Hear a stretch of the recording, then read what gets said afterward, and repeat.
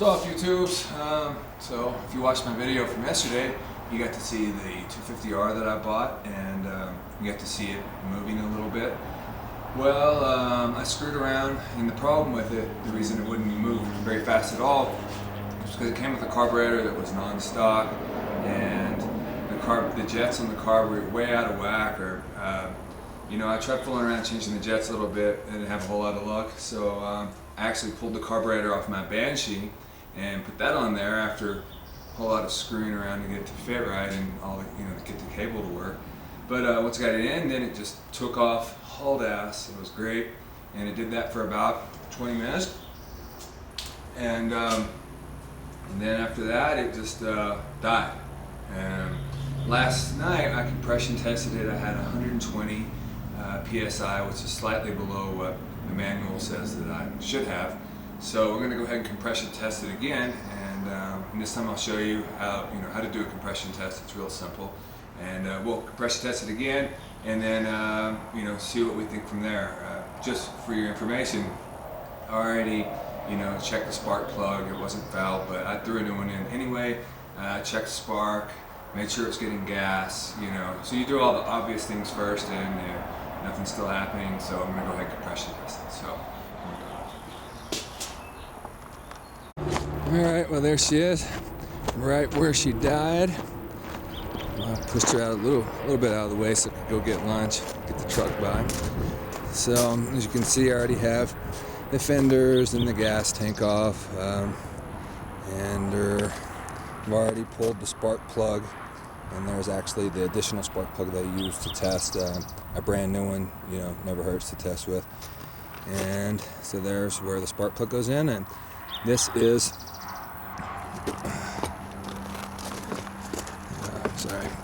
that's a compression tester. You can see at the top there's a gauge that tells you pounds per square inch of pressure. That would tell you how much pressure you have in your cylinder. And then if you see this end, there's this screws into where your spark plug goes. You can see it's threaded and has a little rubber gasket to help seal. And sorry about the camera there, but you can see that it comes with all these little attachments, so you can get in all kinds of different size spark plug holes. This, all the ATVs I've worked with so far like to use, I believe it's this one. Let's see.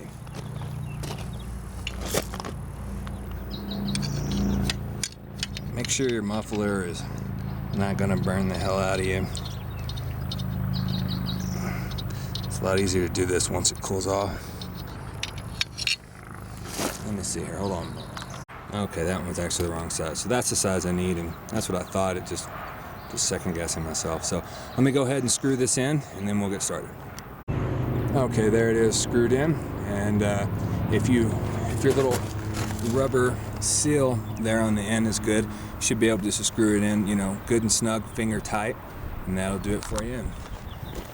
So here's the gauge, and go ahead and clear it. This one's a little kind of cheap. It always kind of wants to read around 30 when there's no pressure. But so anyway, so to do this, you're going to want to have your any parts of the engine that are going to affect compression, you're going to want in place, like your reed valves, for instance. And I don't know if the carburetor is absolutely necessary for this test, but I'm going to go ahead and leave it on. And so if you do have the carburetor on, you want to turn the choke on, and then while you're kicking it, put the keep your throttle wide open, push it all the way in. So let me go ahead and kick it a few times, and we'll see what the compression comes out to be.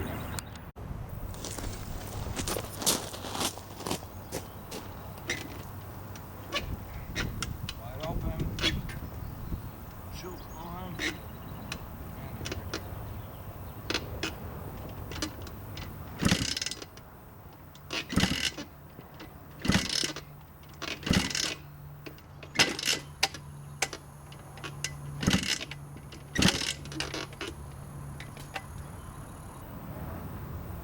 Okay, I got 80 pounds per square inch. So that's not very good.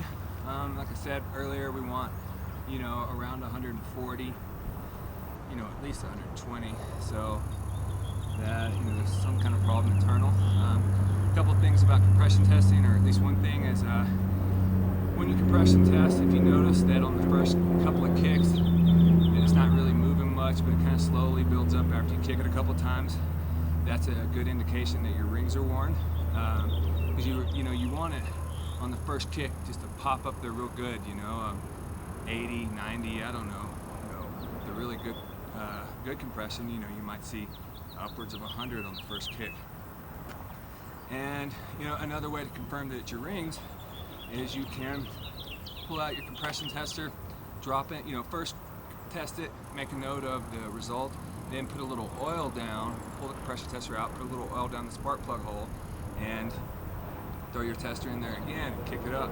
And if you notice more compression than what you had before, then it's you're pretty sure that it's your rings at this point.